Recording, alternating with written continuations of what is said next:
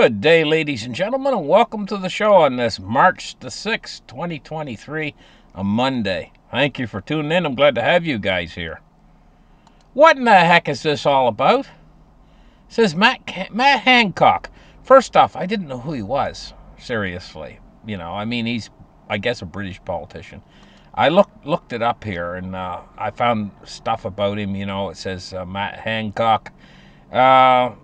He has leaked messages suggesting a plan to frighten the public, I guess, about COVID or whatever, And so he's a health secretary, I guess. It says Matt Hancock leaked messages suggesting to frighten the public.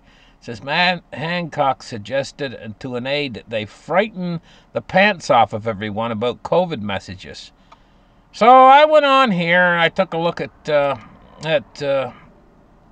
Zero Hedge, and there's a story about it, and it's released some of these tweets here, 13th of December 2020, and it says in here, I guess he's talking to this guy called Damon Poole in this tweet, or not tweet, but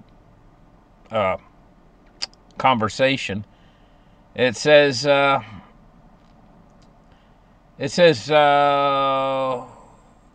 rather than doing too much forward signaling, we can roll pitch the new strain. Matt Hancock, we frighten the pants off of everyone with the new strain. And then what he says down here is, he says, when do we deploy the new variant? What's that all about? That's the part that got me. Now, this is a tweet from 13th of December 2020. And he asks this guy, he says, when do we deploy the new variant? That sounds weird. Anyway. COVID. Well, they had their day in the sunshine. I'll tell you what I think. I think, how many variants did we see of that darn thing? There must have been at least 10 of them, for crying out loud, including Omicron and Omicron subvariants and then subvariants and the subvariants. And I guess the cooks were working full time in the kitchen. It reminds me of something like out of Breaking Bad. The cook. But in this case, they're cooking in a laboratory. They had their cooks working full time, I guess. All these variants and subvariants and everything else. I'm just joking, guys. I have a sense of humor, for crying out loud. But, we can kind of laugh about it a little bit. Now, actually, we can't. It's still out there. And I had this idea go through my head, and I said, what if? What if the first time you catch COVID, you get sick and everything, you get the chills, and you get the fever, and you got the cough and everything else, and you're in bed for about 4 or 5 days or whatever, like you catch Omicron or whatever, This is just a what if. I'm just speculating here, guys. I'm just throwing out a theory, And the second time you get it, it's nothing more than the sniffles or whatever, because your immune system has built up a response or whatever. Your immune system understands what this is now. But it's extremely contagious. The R factor of these new subvariants of COVID are off the scale. So what if you catch it the third time and you don't even know you got it? You got it asymptomatic. And you know what that means? That means you got no symptoms at all. And what if it comes around and catch it the fourth time? No symptoms. Maybe all of us out here are getting it more than once, more than twice, more than 3 times, because it's going around out there, but nobody seems really sick from it anymore. But maybe we're still catching it, but we're catching it in an asymptomatic way now at this point.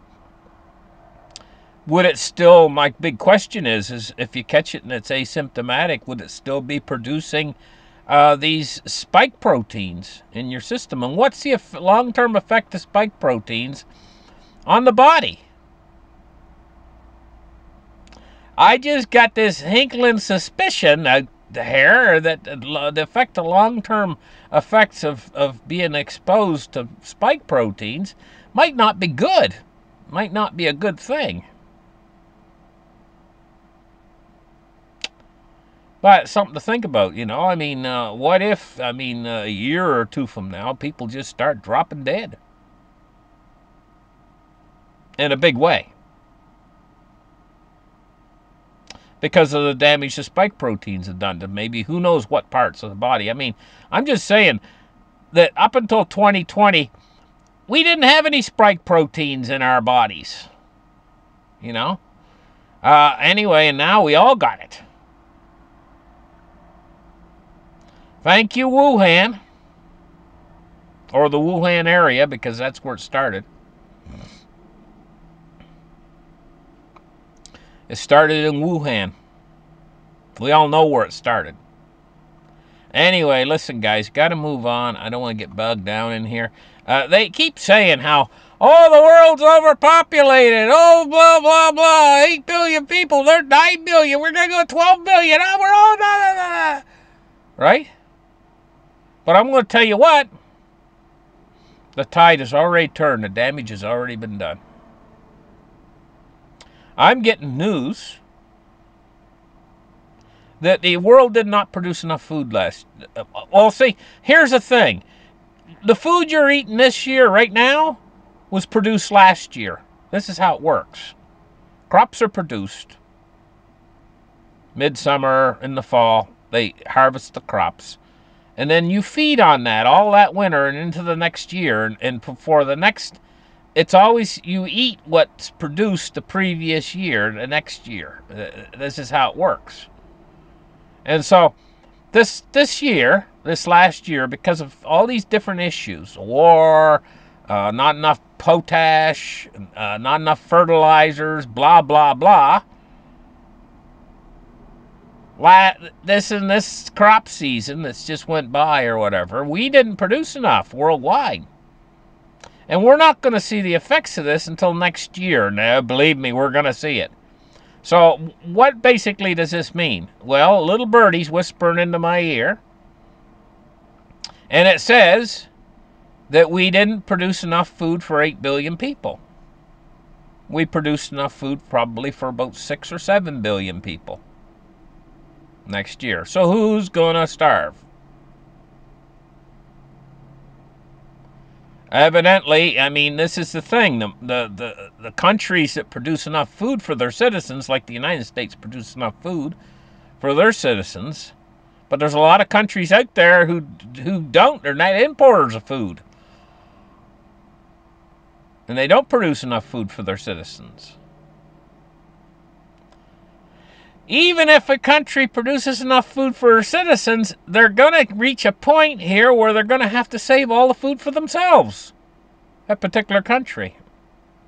Because we didn't produce enough food for next year. And plus, the infertility around the world's going nuts. All the men out in the world are getting so that now they're just barely fertile at all. And soon they're not going to be fertile enough. And what about all the people that used to live out in the country, and it was a boon. It was a very important thing to have sons to work your farm. They all moved into the city, and now the children are a liability. So they don't produce offspring. So all these people out there who say, oh, the world's being overpopulated, blah, blah, blah. What they don't realize is that trend has made a 180-degree reversal. And I mean, it's going down, and it's going down fast, and it's going to go down hard. And plus, we're on the wrong side of demographics, meaning that there's too many people that are retirement age rather than the working class people out there. And the next generation of workers coming in, there isn't any. We are royally screwed. Because instead of people birthing too quick, we're just suddenly hit the end of a population explosion, and now it's just going to drop like a stone in the water. You ever heard the old saying, what goes up comes down? So Japan's population right now, they're the canary in the coal mine, and it's in free fall, as twice as many people are dying as are being born. And this is going to spread worldwide. The damage has already been done. In fact, if things get much worse, we could be an endangered species. Humanity could be an endangered species very soon. Within just a mere 20 to 30 years, we could almost be completely wiped out. As society disintegrates, as pollution increases, and as the world's climate changes and goes crazy and berserk, and what used to be fertile areas become deserts, and what used to be deserts become fertile areas, and we just can't switch over that quick, our production and everything. It's just a total mess out there. And I'm not even mentioning wars or the financial system or nuclear radiation or anything like that. So for these people who say, oh, we're overpopulating the world, that's old news. The new news is we're an endangered species. That's the new news. Okay. Russian mercenary leader complains of critical ammunition shortage in the battle for Bakhmut. They've been battling for Bakhmut for days and weeks and weeks. On and on and on it's going. And it seems to me it's kind of almost like a deadlock, but Russia's slowly taking Bakhmut. But evidently they're having an ammunition shortage. But the West is having ammunition problems getting ammunition too, and the East is having ammunition shortages, and everybody's running out of bullets. So this war, I mean, it's a meat grinder, and it's going on and on and on because both sides are, well, you know, Ukraine's got a whole bunch of tanks on the way coming, and Russia's piling in more equipment on their side, and it's just, this is a horrible thing, this war. I'll be glad when it's over. Anyway, let's take a look now at the silver price today. At 21.11. It's down 14 cents. We're going to take a look at gold. This is it. This is the big one. It's coming up. You know, the Fed is out there. They're cheating. I think they're cheating anyway. I think that they got their finger in the pie, so to speak. In other words, they've got money that they're secretly esquiring into the bond market and into the debt market. They're smoothing it over. In other words, like a kid who takes a chunk out of a cake, you know what I mean? And then he comes along with the spoon or whatever and swirls all the frosting back over top of it where he took the chunk out, you know, tried to fix it. So nobody will know he took a chunk out of the cake. And that's what the Fed's doing right now in the debt market. This is what I think they're doing anyway. And they're messing around too with the stock market and stuff. I think they're keeping the markets up, but meanwhile, what they're doing is taking the general economy down, and there's going to be a point where so it's like two cars coming down the highway. Everything's great, you know, and they're both heading head first at one another. Everything's great until they collide. And it's an all of a sudden sort of thing. And that's what the Fed's creating right now, this all of a sudden sort of thing. It's going to be an impact. And that's when when they try to fix that, oh my gosh, the gold and silver. Right now it's accumulation time, guys. Soon the whole thing's going to shift. Taking a look at cryptocurrencies today, looking at Bitcoin at 22,508 and Ethereum at 1573. I am very scared of what might happen to this stuff in the near future. Price action of what could happen to this stuff. Be very, very careful here, guys. If you're going to tread lightly. Okay? Now, I'm not saying that about gold and silver. I'm saying get in there and accumulate, accumulate, accumulate, accumulate. But what I'm saying about this stuff, this cryptocurrency, is beware, beware, beware, beware.